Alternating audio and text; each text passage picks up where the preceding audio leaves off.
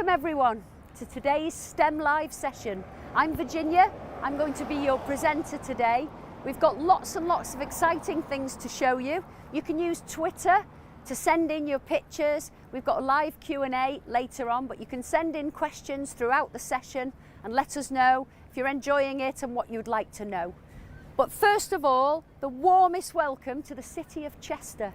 2,000 years ago, the Romans built the biggest fortress in the whole of Britain, right here in Chester. And it's hard to imagine, but back then, everything that you can see behind me now was underwater. The River Dee was so deep and wide back then, it created a natural defence against neighbouring tribes who might be trying to attack the Roman fortress, such as Celtic tribes of North Wales. The Romans came on fantastically engineered ships and they used the river here as a harbour or a port. They were bringing in all sorts of foods and medicines that they needed.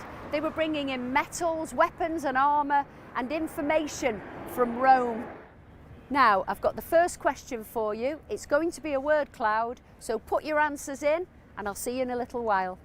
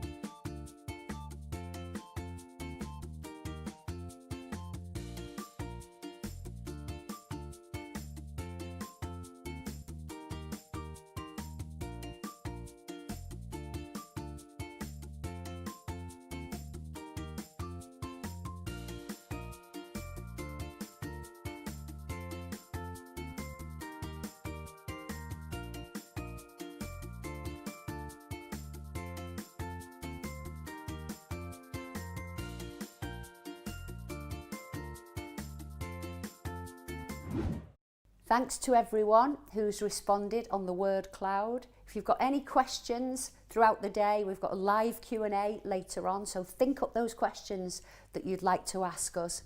But for now, we've brought you to a really secret part of Chester. We're underneath one of the buildings and I've brought you to see this.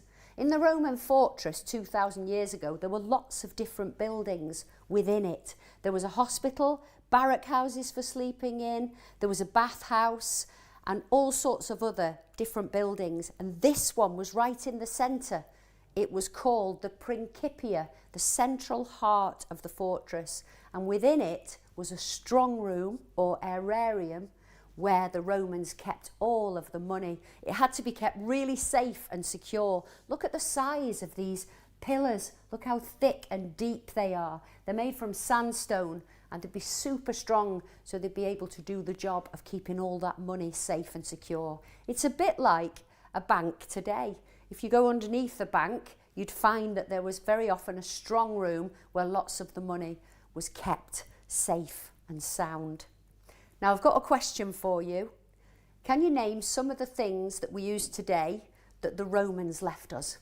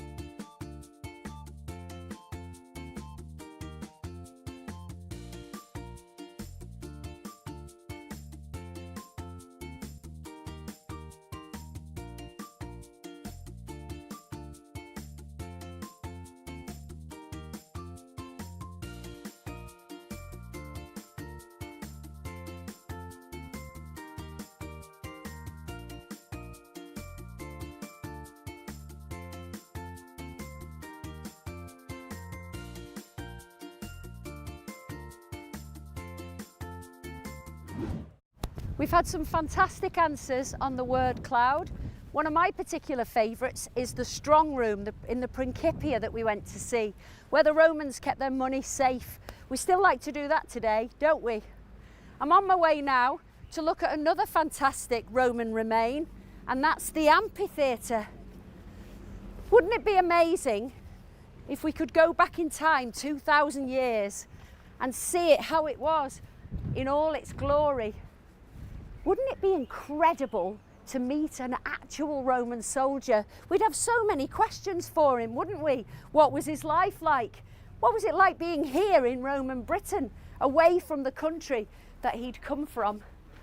Oh, I'd love that. Don't look now, but I think I can actually see a real Roman soldier. Could it be? Have we gone back in time?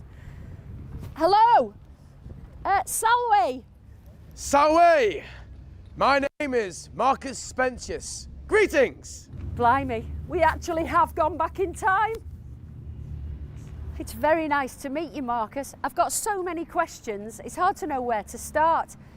The Legion was made up of 5,500 men, but was it split down into smaller groups? Absolutely. So for starters, we're going to split the men into groups of 80.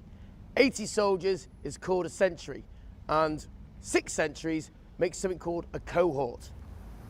6 times 80. Come on, you lot, help me out here. 480 soldiers. I knew that. So 480 soldiers in a cohort, and of course we have 10 cohorts in a legion, which makes 4,800. Now if you add in your administrative, clerical, cavalry, and of course messengers, then that makes 5,500 altogether. I see. And all the marching that the Roman soldiers did they have to keep themselves really healthy? I mean, did you have a special diet for that? Well, we had a wide variety of foods we ate, from fruit, vegetables, meat and bread. And did you have salt? Is it true that you carried it round with you? Well, salt's incredibly important. In fact, salt makes up a good portion of our pay. Here's some of mine right here. Wow, it's a piece of halite or rock salt. It has the chemical formula NaCl, which is 2 components, sodium and chloride. And why? Why is it so important for your diet? Well, salt's important for everybody's diet. You see, salt is essential for maintaining nerves, muscles, and keeping a correct balance of water and minerals in your body. Too much salt, though, can be bad for you, so we get most of our salt from the food we eat. In fact, we really like a sauce called garum, which is made of fish. Oh, I'm not sure about this, Marcus. Oh, that's a smell you would have to get used to. Well, we like it. And I'm not being personal, but if you ate a lot of that, I think it could give you very bad breath. Did the Roman soldiers clean their teeth? Yes, we cleaned our teeth.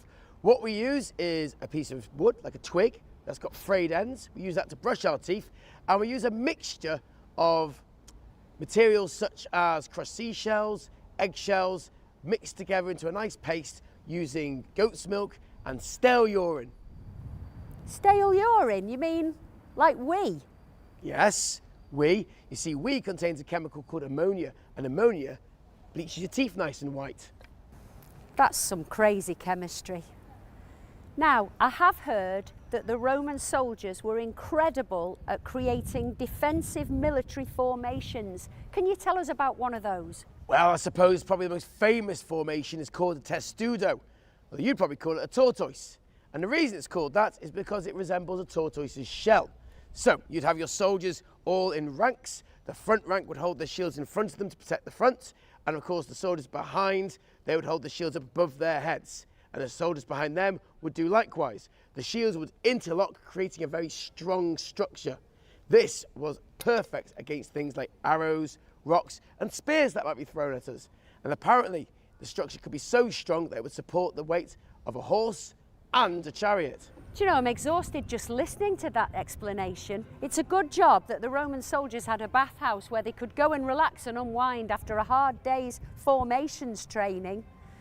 We've got a question for you in a minute, but first of all, it's been fantastic being able to get answers to some of my questions from you. I think some of the children are probably burning to ask you some questions of their own. And later on, we're going to get the opportunity. So have a think what you'd like to ask this Roman soldier today.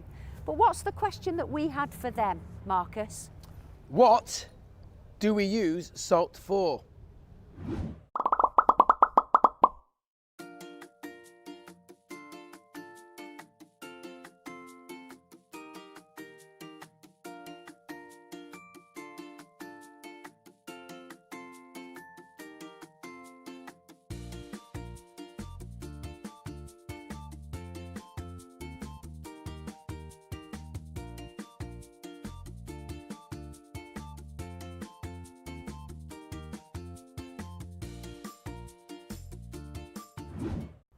Well, I hope you enjoyed that encounter with a Roman soldier. I hope you were all using the Slido. And by the way, the answer to the questions is B and D. The Romans used salt for B, a preservative for food, and D, in medicine, as an antiseptic or killer of germs. Now, the Romans wanted their buildings to be functional, but they also wanted them to be beautiful. They were really passionate about art and decoration. And this was often displayed by using tesserae or mosaic art. Tiny pieces, very often in squares, made from stone or glass, were fitted together to make highly decorative images. This one is in plain greys and blacks, but you could also see them in wonderful colours. I've got some to show you here. In school, you might be learning about great art and artists throughout history. You may even look at some ancient Roman art. And Roman art is not just beautiful to look at. If we look a little more closely at the patterns, the designs and the images, it can really give us a window or a glimpse into what life was like in Roman times. Here are some fine examples of how Roman mosaics could be both functional and beautiful. Functional, well, they were really strong and durable, and they could be laid on a floor or on walls, sometimes for great distances. Beautiful, well, just look at these colours. The patterns and also the images really varied. There could be flowers and plants, animals, and even Roman gods. Now, I hope you've been listening because I've got a question for you. What was the Latin name, the Roman name, for these little pieces of mosaic tile? Ooh.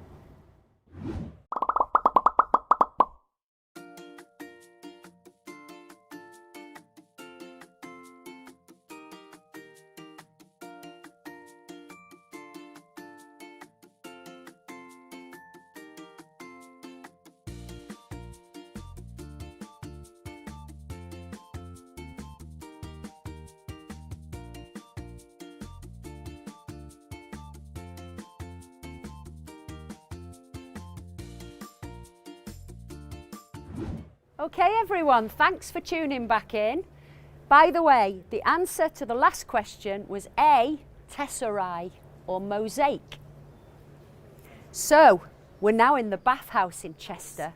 I've got so many questions about the Bathhouse. I don't know where the water came from or whether it was heated or not for the Romans to use. But luckily, I've got an expert on hand. This is Liz, everyone. Hello everyone. So Liz, first of all, was this the original bathhouse? No, this wasn't the original bathhouse. This is a reconstruction of just one small section of it. The bathhouse was a huge structure that was inside the city walls for the soldiers to use. But these bits down here, these sandstone pillars, are original. They're part of a Roman heating system called a hypocaust. So the Roman legion could come here and enjoy having a bath, getting clean. But where did the water come from? Was it from the River Dee? It wasn't from the River Dee, which is the nearest water source. They actually found a spring a little way outside the fortress, and they used water pipes to pipe the water all the way in for them to use here in bathhouses and for drinking. What did they make the pipes from? Well, I have one here. Oh, it's very heavy. This is an original Roman water pipe. So pipes like these, which is made out of clay, would have lain end on end and piped the water all the way from the spring into the fortress.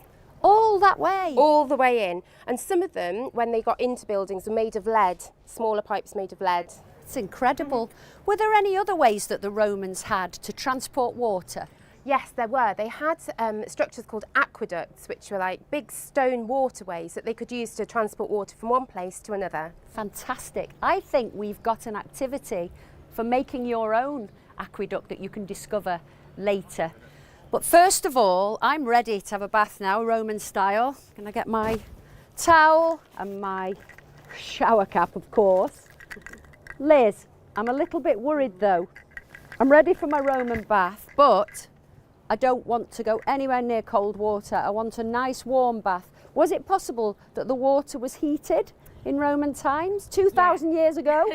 Yes, absolutely. They could have warm water. In some places like Aquasulis, which we call Bath today, they had naturally warm water which came out the spring hot, which was a luxury. Here in Chester we didn't have that, but you still wouldn't have to have a cold bath.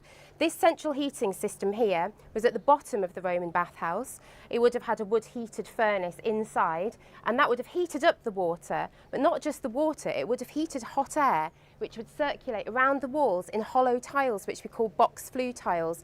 So not only would your water have been nice and warm, but the rooms would have been toasty as well. Oh, a nice warm room as well. Yeah, that sounds perfect. So there was one legion of soldiers stationed here at Chester, or Diva as it was called then. How many soldiers is that? It's quite a lot. It's about 5,500 men. 5,500. So how much water would they need in a day? It was an incredible amount. They could pipe up from between 500,000 and 750,000 litres of water into the bathhouse every day for them to use. Every day? Mm-hmm. So let's imagine then, if the Roman legion used 500,000 litres of water per day, how much water would they use in a week?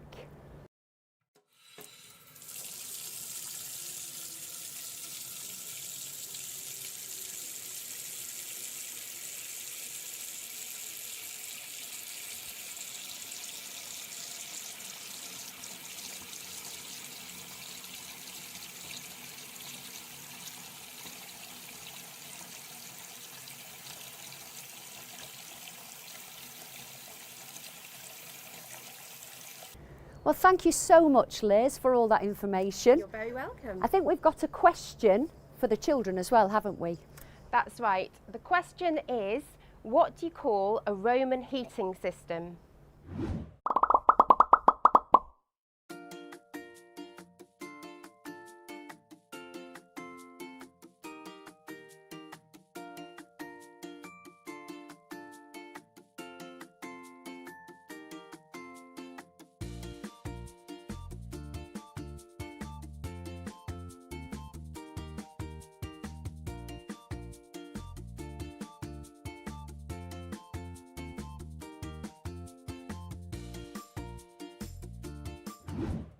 Hi everyone, welcome back. We hope you enjoyed the last section, and the answer, if you're interested, is A, hypercaust. Liz, look where we are, the magnificent city walls. Can you tell me something about this magnificent feat of engineering? Well, you're absolutely right. The walls are an incredible feat of engineering, built nearly 2,000 years ago by the Roman troops who came here to live in this area. But why? Why would you build such a huge wall around your fortress 2,000 years ago? Well, the walls are defensive, so they were designed to protect the soldiers and their goods inside, and also to protect this area from anyone who might try and attack it. Anyone who might try and attack it. So did they have lookouts here at night in case of invaders? Absolutely. All the way around the walls they had lookouts posted. You can see below us here, this is the southeast angle tower. So this is one of the corner towers where Roman soldiers could have slept at the bottom while they weren't keeping watch from the top portion of the tower. So they could see out across the landscape and make sure they weren't under attack. Wow. And the walls are nearly 2 miles long, is that right? That's right, they're now nearly 2 miles long. The Roman fortress itself is a little bit smaller than that, but in Anglo-Saxon times and medieval times, the walls were extended to this nearly 2 mile circuit that we have today. And I'm feeling how it feels in my hands here. What is it made from? It's right, it does feel a bit grainy and sandy, and that's because it used to be sand. This used to be a beach. This is Triassic sandstone, which was laid down many millions of years ago, and we have a lot of it around here, but it used to be a sort of burnt tropical sea, and now it's what a lot of our buildings, including our beautiful city walls, are made from. Wow, incredible. I'm trying to imagine the people who lived here at the time of the Romans.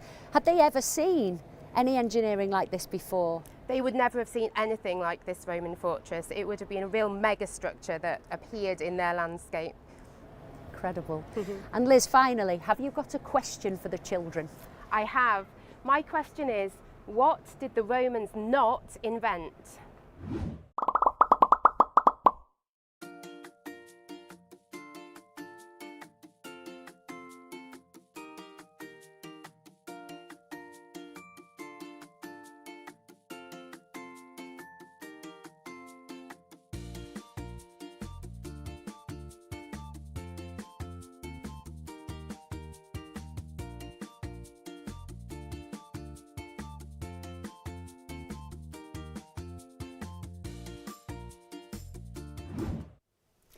Thanks everyone for your responses to that question. The answer is C, the wheel.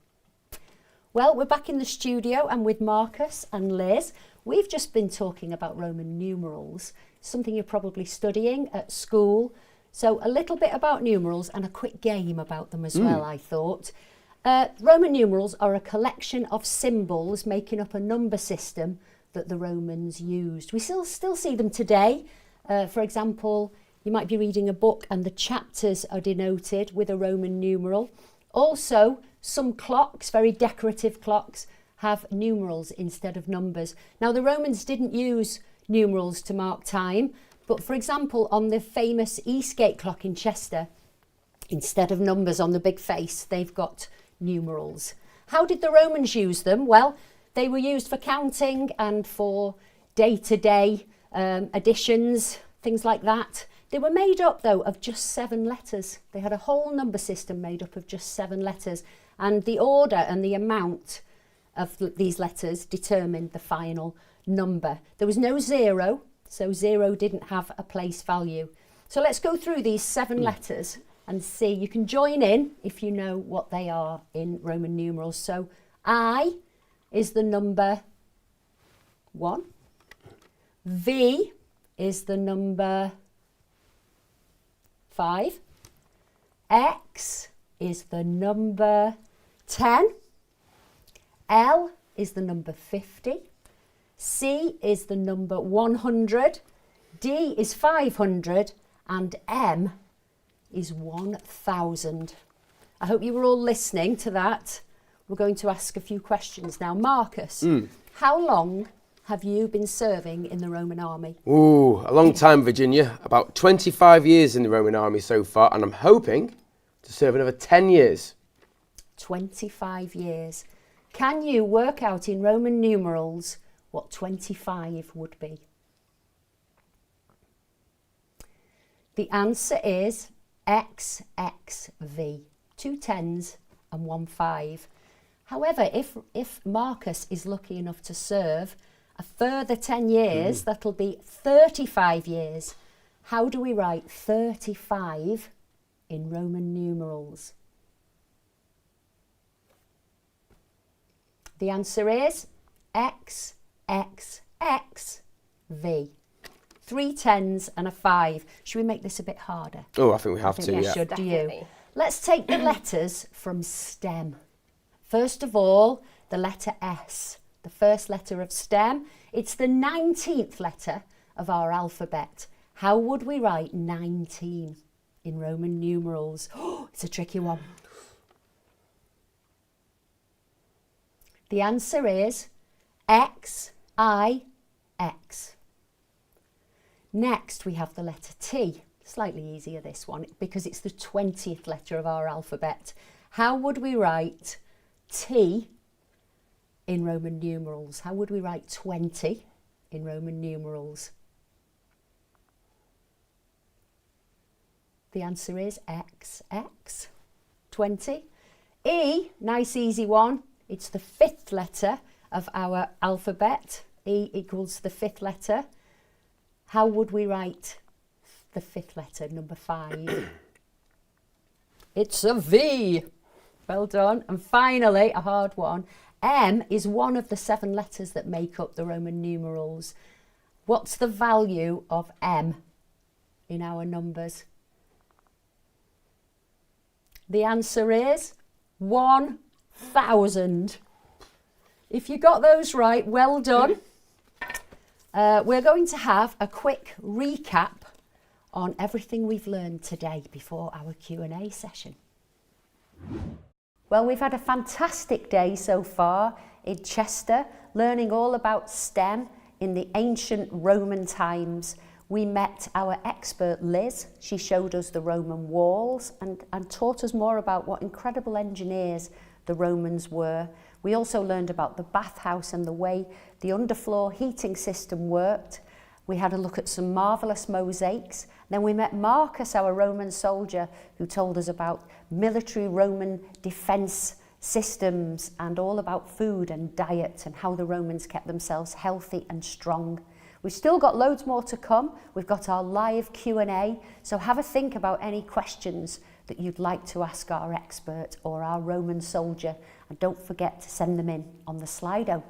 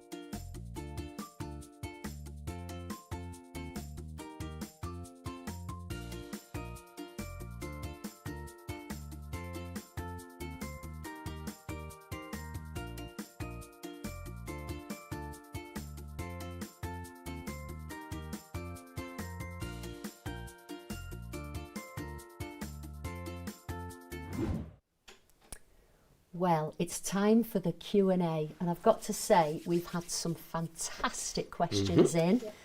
The first one, and I think I'm going to offer it to you, Liz. Go on then. This is from James, and he wants to know, did the Romans copy ideas from the Greeks?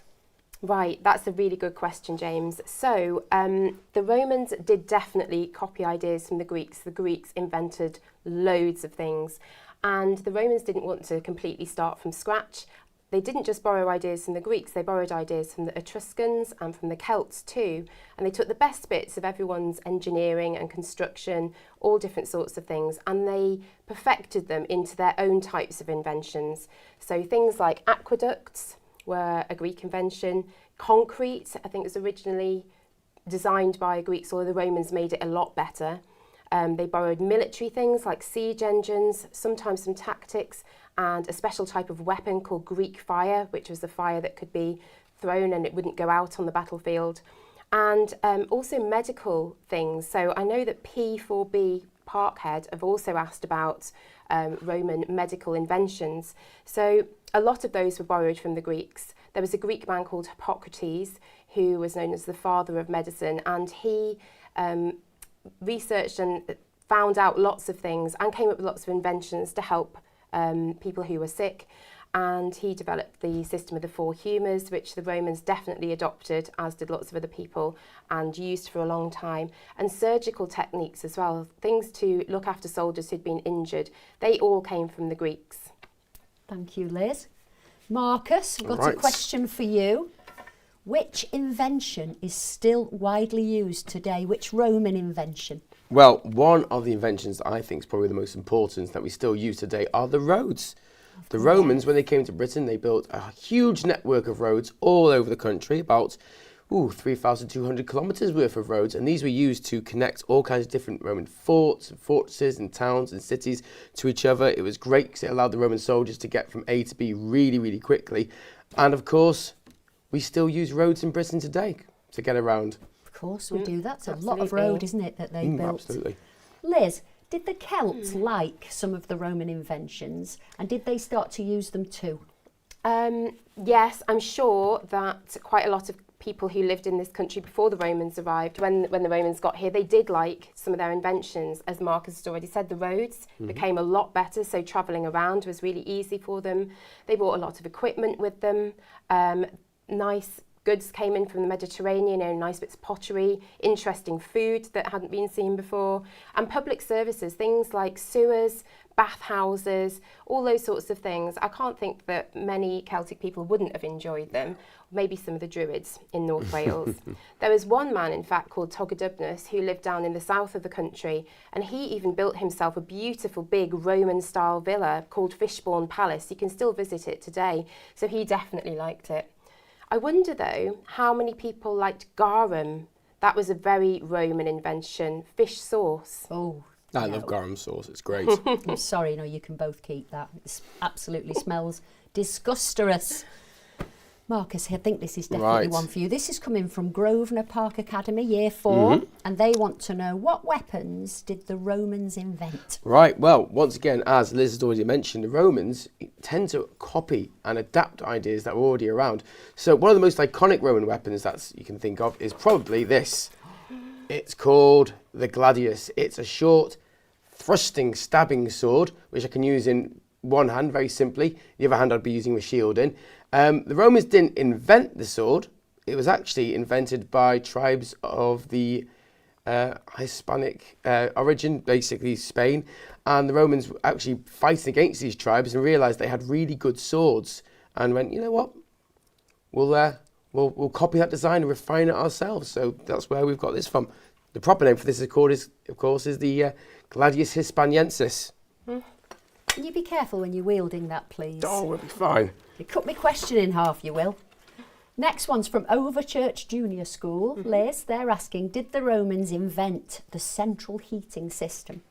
That's a really good question too. So I think it was probably, again, the Greeks that came up with the idea of a central heating system to warm your house, but the Romans definitely perfected a really good version of it for their own use. So you heard a little bit before about Roman hypocausts, and that's exactly what is a central heating system. So it relies on a furnace down in the bottom of a building, and that heated the air, and that circulated around underneath hypocaust pili and up through the hollow tiles in the walls and heated their houses. So they didn't come up with the idea, but they definitely made it really, really useful.